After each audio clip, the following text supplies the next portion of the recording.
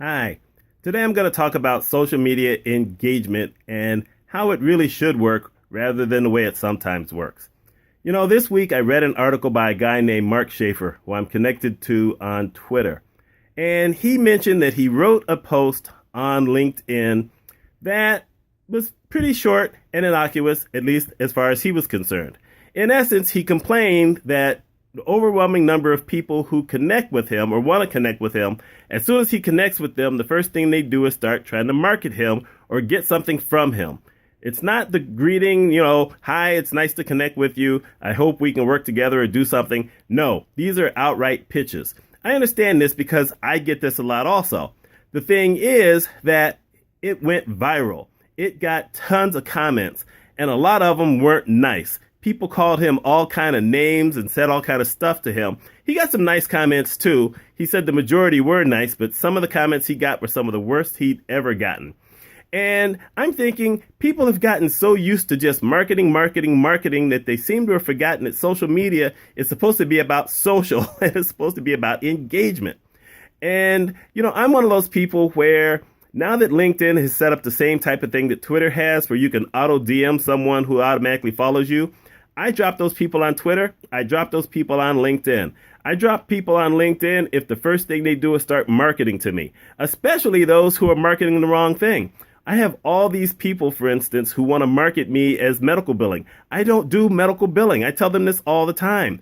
I am in healthcare finance, but I know about billing, but I am not a medical billing company. I don't go into places looking to outsource medical billing. So they're totally misreading it anyway, but most of the time they don't care. A lot of times you get these sales type people who just want to market and they're looking at the numbers without doing any real research, which is pretty lazy.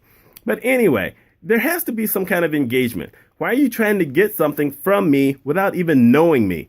There's this lady named Marcy Hill. Hi, Marcy. Anyway, the first contact Marcy made with me was when she was writing her book about 62 ways to break bloggers block or something like that. I can't remember the exact title, but I'm going to put a link to it down below, as well as a link to Mark Schaefer's article.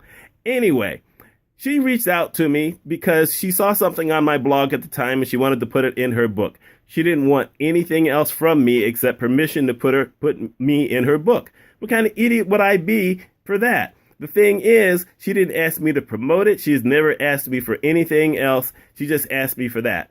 But because she put me in her book, I promoted it. I didn't buy it, but because she sent me free copies. So there you go. But I did review it and I share her information all the time. That's how you reach out to people. We talk all the time. It's about engagement. It needs to be. You see that all the time on LinkedIn and Twitter. You don't see it on Facebook as much.